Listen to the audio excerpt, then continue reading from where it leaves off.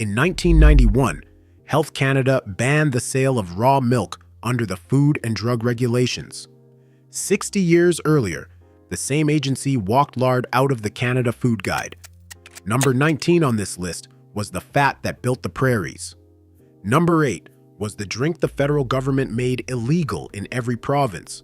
Number 4 on this list is the pot every grandmother simmered on a back burner for 2 days.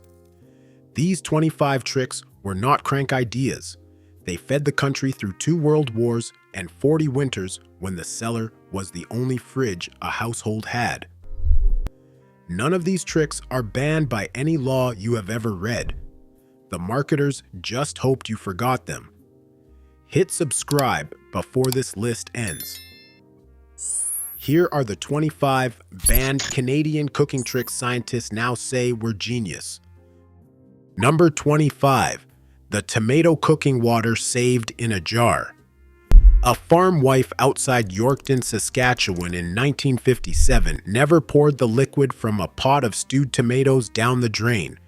She ladled the warm red water into a quart sealer with a screw lid and set it on the cellar shelf beside the preserves. 3 days later, it went into a stew, a pot of beans, or the Sunday gravy. The rule in her kitchen was simple. Nothing that simmered in a pot ever left the house if it still tasted like food. That ruby water carried more than half the lycopene the tomato ever had. Modern food science calls lycopene a powerful antioxidant linked to better heart health. The Tetra Pak you grab off a Loblaws shelf today labeled vegetable stock costs $3 a liter. Hers cost nothing. The tomato had already been paid for. What most people miss about that single jar is how much of the meal was already inside it before it ever hit your dinner plate. Number 24. Drinking the cabbage. Cooking water as a tonic. A retired school teacher in Brandon, Manitoba, in 1968 boiled cabbage for an hour every Sunday and drank the pale yellow liquid before she ate the cabbage itself. She called it her Sunday cup. She had learned it from her own mother, the way her mother had learned it from a Polish neighbor back in 1934. That cabbage water carried vitamin C, glucosinolates, and sulfur compounds modern researchers now study for cancer prevention. The trick has been documented in Polish, Ukrainian, and Akkadian kitchens going back 2 centuries. Today, the same compounds sit in capsules at any Shoppers Drug Mart you walk past, priced at $30 a bottle. The school teacher paid 4 cents for a head of cabbage. The water she drank was free. She lived to 93. Her doctor never figured out which part of her food kept her arteries clean as a whistle. She had not stopped boiling cabbage since the year before the war. Number 23. Dropping crushed eggshells into the coffee pot. A railway cook on the CPR line west of Kenora in 1949 cracked 2 eggs into the morning grounds before the percolator went on. He used the whites and yolks for breakfast, then crushed the shells with the back of a spoon and stirred them into the wet grounds like a grocer stirring a slow stew. The shells settled the silt and gave the coffee a clean, almost sweet finish. Calcium carbonate from the shell raised the pH of the brew, neutralizing the bitter acids you taste in any over-extracted boil. Camp cooks across northern Ontario, Quebec lumber camps, and maritime fishing villages used the same trick for nearly a century. Modern third-wave coffee shops now sell calcium-treated water filtration systems for the same effect. They charge you $1,200 for the unit. The railway cook paid for nothing. The eggs were already on the stove that morning, and the shells were halfway to the bin. Number 22. Salt curing a pork shoulder in the back shed in November. The shed door faced north on a farmstead near Stettler, Alberta, in 1953. A side of pork hung from a beam, the skin scored. A quart of coarse pickling salt rubbed into every fold and crease like a deep tissue massage. Outside, the temperature held at 25 below for 9 straight days. Inside the shed, it sat at -4. The salt drew the moisture out of the meat one drop at a time. By Christmas, the shoulder had transformed into a hard, ruby red ham that needed no refrigeration and would feed 12 at the holiday table. The cure was nothing more than salt, brown sugar, and patience. No nitrates, no pink curing powder, no vacuum sealer. Salt has preserved meat in cold climates for 2,000 years. The Romans did it, the Vikings did it. The grandmother in Stettler did it because the freezer cost more than her husband had earned that whole month. Number 21. Scooping bone marrow onto a slice of bread. A widow on a sheep farm in the Cypress Hills, Saskatchewan in 1959 saved the leg bones from every roast. She baked them at 400 degrees for 20 minutes, then dug the soft gray marrow out with a long-handled spoon and spread it on toast like soft butter with a pinch of salt. Marrow is one of the most nutrient-dense foods on the planet. It carries conjugated linoleic acid, vitamin K2, and a fat profile so rich the modern wellness industry now sells you the same marrow in jars for $18. Restaurants in Toronto and Montreal charge $22 for the same bones the widow took home from the butcher for free. She fed 2 grandchildren on those bones every Saturday for 11 years. Both grew up tall, healthy, and were never sick a day they could remember. The butcher used to wonder why she always asked for the leg bones nobody else wanted. Number 20. Simmering fish heads for mineral-rich stock. A retired Newfoundland fisherman in St. John's in 1972 never threw away the head, tail, or bones of a cod. He simmered them in seawater with onion skins and a bay leaf for 2 hours, the way a slow cooker would, 2 generations later, and strained the liquid through cheesecloth into mason jars. That broth carried iodine, selenium, omega-3 fats, and collagen that the fish muscle never had. Modern marine nutritionists call fish frame stock the most complete liquid food in the ocean. The same product sells today as bone broth concentrate at any Whole Foods store you walk into for $9 a cup. The fisherman paid nothing. The head and frame had already been bought when he bought the cod. Maritime grandmothers passed the trick down through generations, as far back as the 17th century. The frame stock kept their families alive through cod moratoria, depressions, and every long winter when the harbor froze over. Number 19. Rendering lard at home in a heavy cast iron pot. On a hog farm outside Carberry, Manitoba, in 1955, the autumn slaughter ended with the same ritual every November. The fat back was cubed into half-inch pieces and dropped into a cast iron pot on the wood stove. Low heat, no water, no stirring at first. The fat melted slowly out of the meat over 4 hours, leaving behind golden brown cracklings that crunched like pork rinds. The clear liquid was strained through a clean flour sack and poured into stoneware crocks. By nightfall, the family had 30 pounds of pure rendered lard, enough to last until spring. That lard cost nothing once the hog was paid for.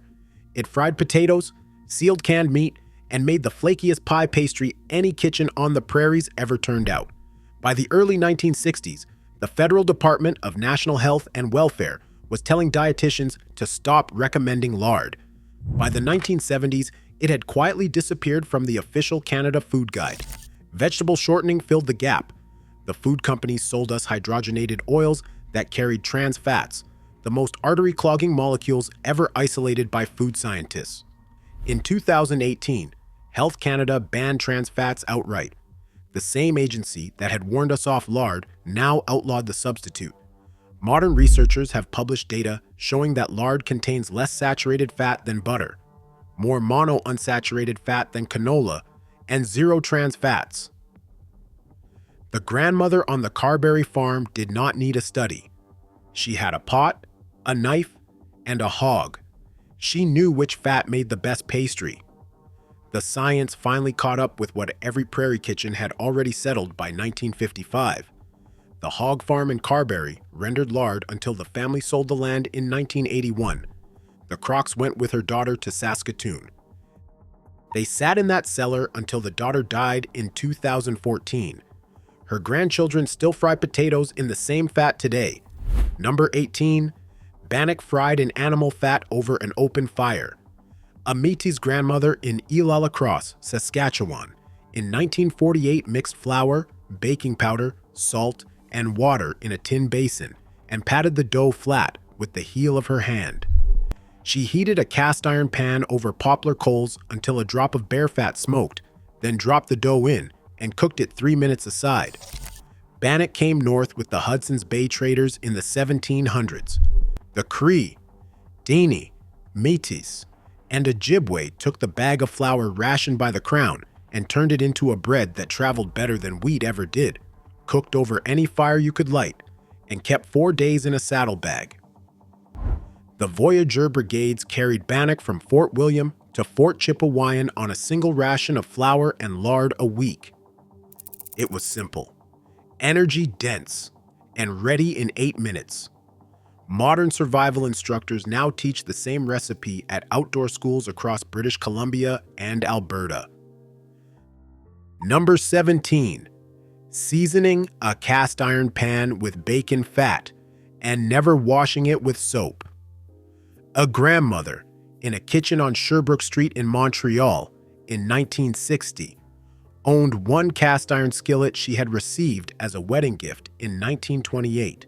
She wiped it with a paper after each use, rubbed it with a thin film of bacon grease, and set it on the back of the wood stove to dry. Soap never touched it. The pan was as black and slick as a piece of glass, 50 years old, and worked better than anything Le Creuset would ever sell. The seasoning is polymerized fat baked into the surface of the iron, a coating chemists now call a stable carbon film. Modern cookware companies pay for ad campaigns calling their nonstick coatings revolutionary. Cast iron has done the same job for 2 centuries without a chemical anywhere near it. The skillet outlived the wedding by 42 years and was passed down to her granddaughter like a pocket watch. It is still the kind of pan you never replace. Number 16. Keeping a tin of bacon grease beside the stove. Every Canadian kitchen between 1930 and 1975 had a small tin or ceramic crock on the back of the stove, the kind you could spot in any farmhouse photograph. The grease from the morning bacon went into it. So did the fat skimmed off a roast, the drippings from a Sunday goose, the rendered fat from chicken backs. The tin lasted for weeks. The grease was used to fry eggs, sear pork chops, season the cast iron, and seal the top of a mason jar of canned meat. During the war, women in Toronto and Vancouver collected used cooking fat in tins and turned it in to the federal government for glycerin production. 2 pounds of grease made a pound of explosives. Today, nutritionists at the University of Manitoba published data showing animal fats stay stable at high heat in ways seed oils do not. The tin on the back of the stove was working chemistry. The manufacturer never had to advertise to your mother. Number 15. Aging a side of beef in the cellar at 38 degrees Fahrenheit. A farm family near Drumheller, Alberta, in 1952 hung a quarter of beef from a hook in the root cellar after the November butchering.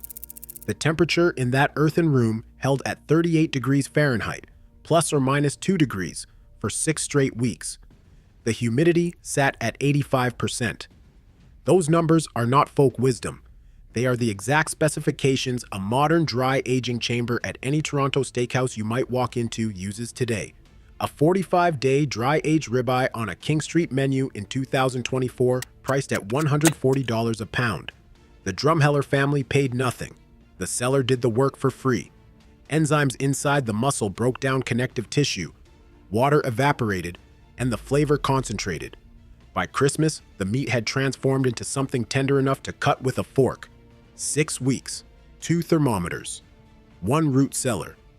The result rivals anything served on a white tablecloth in 2026. Number 14. Soaking rolled oats overnight before cooking. A farm wife in Lanark County, Ontario, in 1944, measured rolled oats into a heavy enamel pot every Sunday night, covered them with water and a tablespoon of fresh whey from her cheese making, and left them on the cool corner of the wood stove until morning. By 6 o'clock, the oats had softened, the phytic acid had broken down, and the minerals locked inside the grain were free to absorb in your gut. Iron, zinc, calcium, magnesium. The science of phytic acid was not published until 1973. The trick had been used in Scottish, Norwegian, Swiss, and Acadian kitchens for 400 years. Modern researchers at the University of Saskatchewan now confirm that overnight soaking nearly doubles mineral bioavailability in oats. The farm wife in Lanark did not need the study. She just knew her children grew tall on the porridge that sat on the stove all night long. Number 13. Cooking liver, heart, and kidney every week. A grocer's wife in Trois-Rivières, Quebec, in 1964 served beef liver every Tuesday, kidneys every Friday, and heart in the Sunday stew. She paid 19 cents a pound for liver in 1964 dollars. The same cuts at any Loblaws you walk into today cost more than the muscle meat they came from. Liver carries 10 times as much vitamin B12 as muscle meat. Heart is the richest known food source of coenzyme Q10. Kidney delivers more selenium than any other piece of an animal. The grocer's wife was feeding her children the most nutrient-dense food on the continent and paying less than she paid for ground chuck. Indigenous hunters of the Canadian Rockies fed the muscle to the dogs and saved the offal for themselves. They knew where the nutrition was. The European settlers eventually forgot. Modern functional medicine has rediscovered what those Quebec kitchens already understood. Number 12. Soaking dried corn in wood ash to make hominy.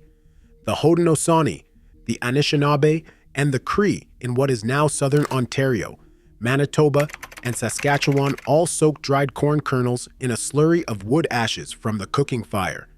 The alkaline water released niacin from the corn, a vitamin the kernel had bound up in a form your body could not absorb.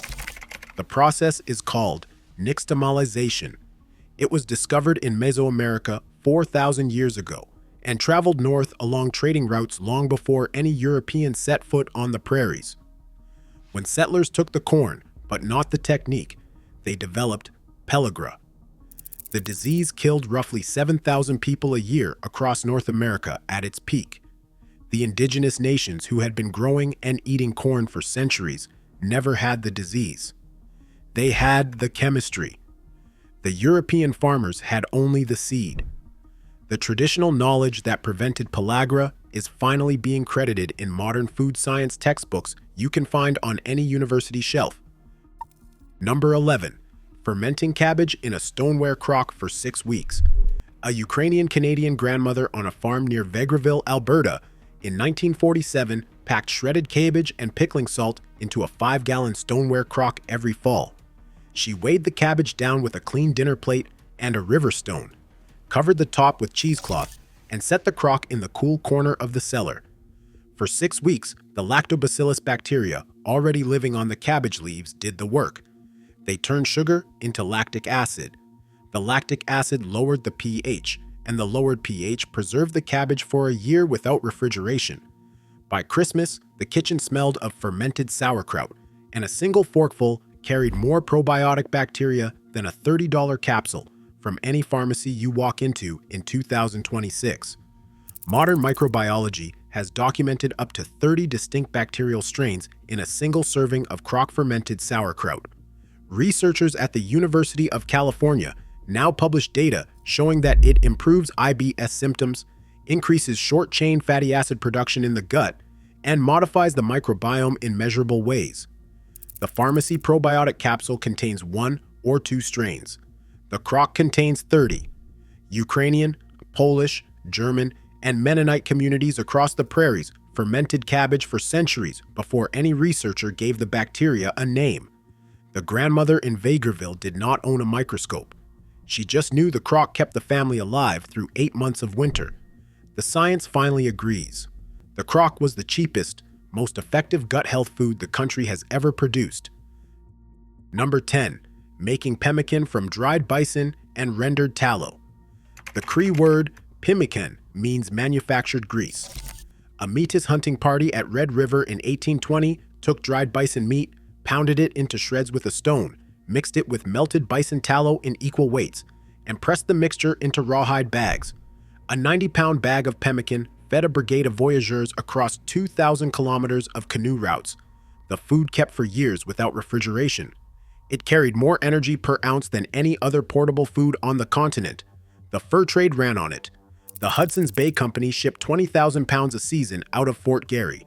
In 1814, the colonial governor of Red River banned its export and triggered the Pemmican War with the Metis Nation. Modern Arctic explorers and ultramarathon athletes still use pemmican today.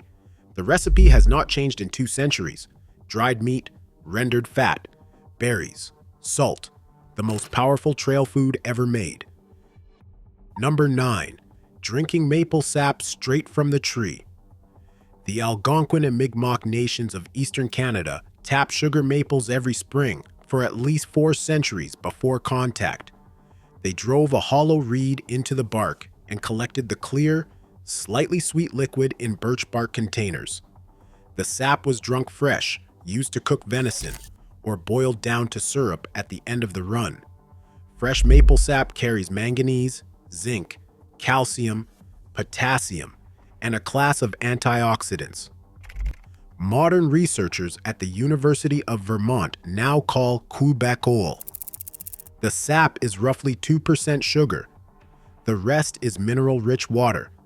Quebec maple farms today bottle and sell the same sap as a wellness drink for $18 a liter at the health food stores you pass on a Saturday morning.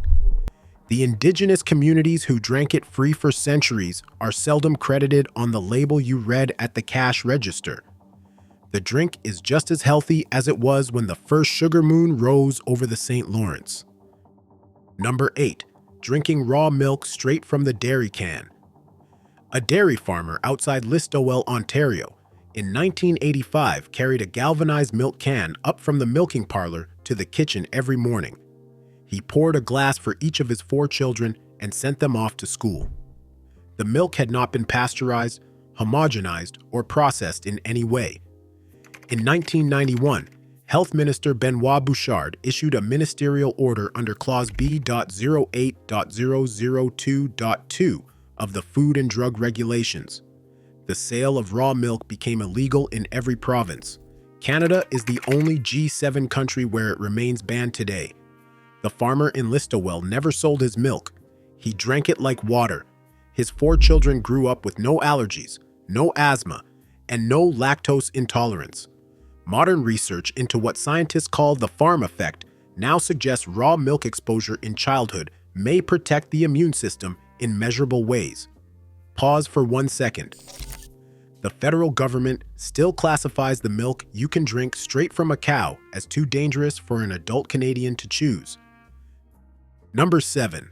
Hanging a deer or moose in the woodshed for 10 days. A hunter on the Bruce Peninsula in Ontario in 1968 hung the dressed carcass of a white-tailed buck from the rafters of his unheated woodshed every November. Outside, the temperature held at 36 degrees Fahrenheit. Inside the shed, it stayed steady for 10 days running. The meat aged the same way a side of beef would in any commercial cooler you can rent today. Enzymes broke down the muscle. Tenderness improved. Gamey flavor mellowed. By the time the hunter butchered the carcass, the meat was tender enough for steaks, ground for sausage, or stew. Modern game biologists at Trent University now confirm 10 to 14 days of cold aging improves both the flavor and the safety of wild meat. The hunter had no thermometer and no science journal. He had a cold shed, a sharp knife, and 3 generations of fathers who had taught him how long the meat could safely hang. He never lost a kill to spoilage in his life. Number 6. Drying strips of beef in the attic on cotton string. A grandmother in Antigonish, Nova Scotia, in 1956 sliced lean round steak into strips no thicker than a pencil. salted them, peppered them, and hung them on cotton kitchen string in the attic above the kitchen like laundry on a line. The room ran hot from the wood stove rising up below, dry from the August sun on the roof. 8 days later, the meat was as hard as leather, sweet, salty, and shelf-stable for a year. Today, the same product sells in $12 foil bags at any Canadian Tire you walk into, labeled artisanal beef jerky. Hers cost the price of the steak and a length of string. The Antigonish kitchen had no dehydrator, no preservatives, no nitrates. The attic dried the meat for free.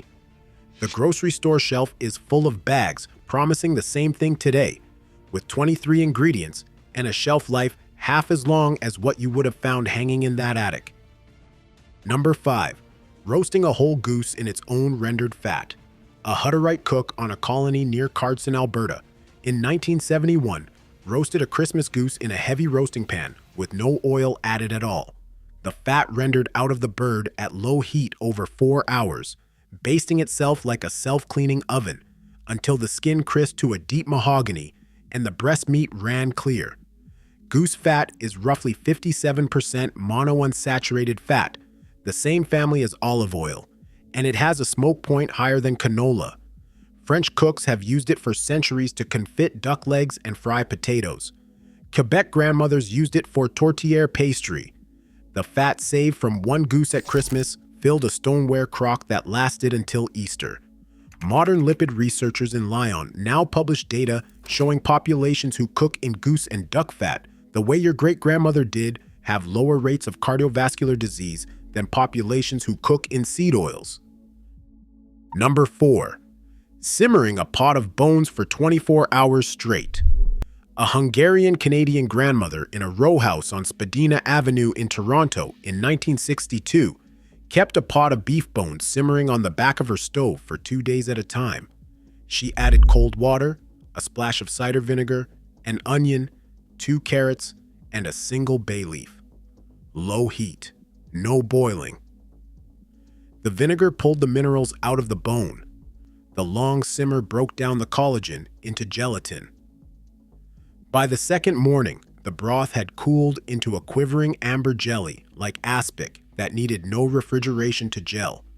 It delivered calcium, magnesium, phosphorus, glycine, proline, and gelatin. Today, that same broth sells in Toronto as healing bone broth, a cup costing $9 at any health food store. She paid nothing.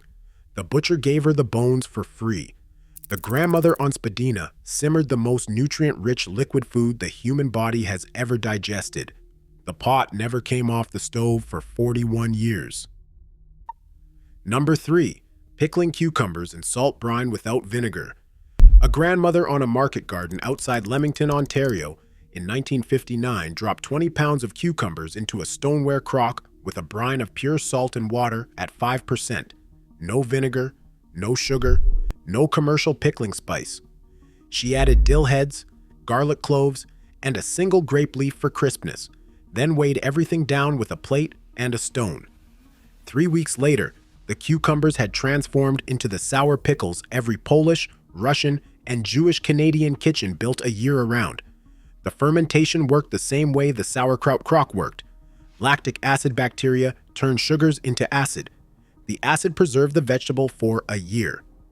Modern research at McGill University in 2024 confirms lacto-fermented pickles carry roughly 8 times the live bacteria of vinegar pickles. They cost the price of a cucumber.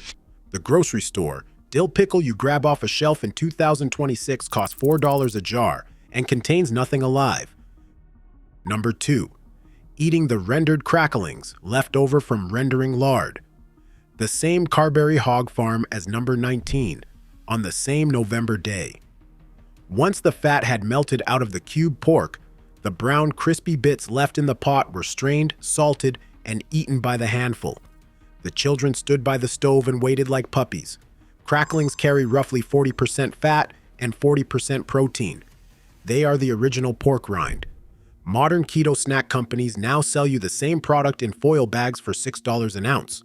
The Carberry family ate them for free as a byproduct of a process that already had to happen for the lard to be made. The cracklings tasted of salt, smoke, and slow-rendered pork. The bag at the Loblaws checkout today is sprayed with maltodextrin, hydrolyzed soy, and disodium inosinate. The original was 4 ingredients: pork, salt, heat, thyme. Number 1. The Sunday roast cooked in its own dripping. A grandmother on a beef farm near Rocky Mountain House, Alberta, in 1958 set a 4-pound roast in a black iron pan, surrounded it with carrots, onions, and potatoes, and slid it into a wood-fired oven for 3 hours. No vegetable oil, no butter, no store-bought broth. The fat that ran from the roast basted the vegetables. The vegetables released their own water, and the water married the fat into the most powerful gravy any kitchen ever produced. The dripping left in the pan went into a cup, was set on the windowsill to harden like wax, and was used the next morning to fry potatoes. One roast fed 12 at the table. The dripping fed the family for the next 4 days. Today, the same Sunday dinner at any Toronto restaurant you book runs to $40 a plate. Hers cost the price of a roast and the wood already in the stove. 3 hours in a hot oven. 1 pan. The cleanest meal the country has ever cooked. Cook one of these tricks this week. Render a ½ pound of lard, salt a pork shoulder, boil a pot of cabbage, and drink the water before you eat the leaves.